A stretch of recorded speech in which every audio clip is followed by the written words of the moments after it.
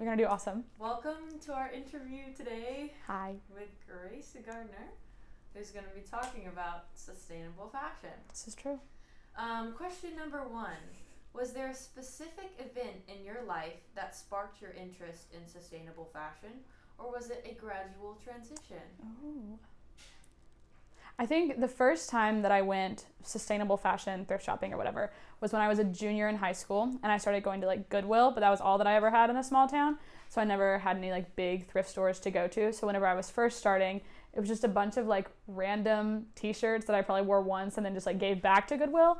And so I think over the course of like a year and a half is when I really started like intuitive shopping and like only buying things that I knew I would wear.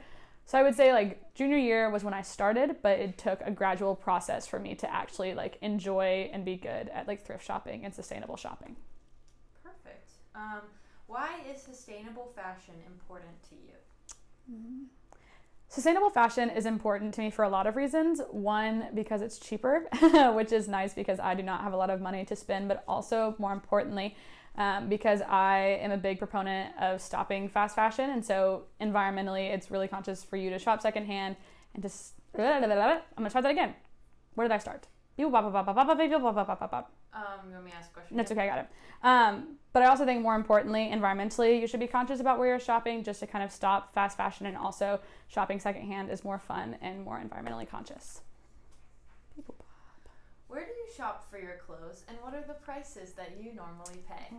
So around Chapel Hill, I shop at Rumors, which is more boutique-y, so it's a little bit more upscale on the price. So probably about like $10, $15 per shirt and like $20 for pants. And then Community Works, which is right by my house in Carborough, you can get stuff there for like $1 to like $5 for shirts and pants and stuff like that. If I'm taking like a day trip, I will go to Durham Rescue Mission, which is about 10 minutes drive from here, from Carborough. And it's just like a huge version of Goodwill. And same thing there. It's like $3 a shirt, $4 for pants and stuff like that. Are there any downsides that you find to shopping sustainably when it comes to fashion? And how do you address these challenges if you have them? Great question. That's an awesome question.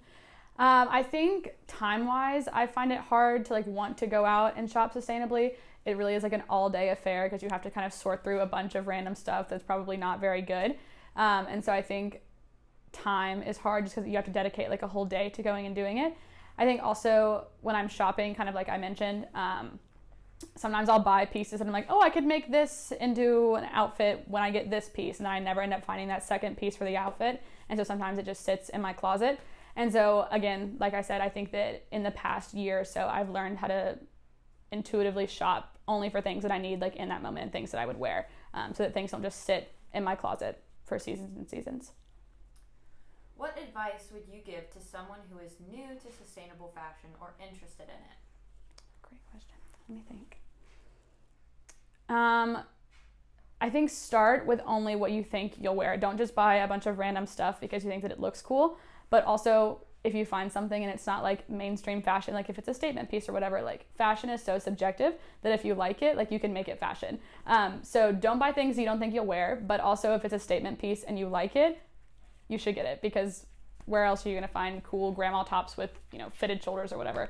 So I think, just don't overbuy and then never wear the stuff, but also choose selectively and buy the fun statement pieces that you probably will never see again. So, sweet. Last question. In the future, how do you plan to keep shopping sustainably? That's a good question. I always, like, the first thing that I do when I move somewhere else is, like, I look for, well, I say move somewhere. Okay, let me start over. That's because that sounds stupid, because I want to move once in my life and it's just Chapel Hill. Okay, wait, let me start over. Wait, can I add something? Yeah. There also there's mom, websites and Facebook groups and stuff with trading clothes. Oh, true. Like Depop and stuff like that. That's true. Okay, I'm going to mention that. What was the question? In the future, how do you plan to keep shopping sustainably? Okay, great. So one thing that I've really gotten into is buying online, so either like Facebook Marketplace or Depop or stuff like that, where it's online websites and they kind of ship anywhere in the world. But also everywhere that I go, so like when I moved from Winston to Chapel Hill, the first thing that I kind of was looking for was like, oh gosh, where am I going to buy things? And so I ended up finding a lot of thrift stores and stuff like that. So I think internet stuff is great, and I will probably keep using that. But also if I end up moving after college, I'll be looking for, small places to kind of buy from.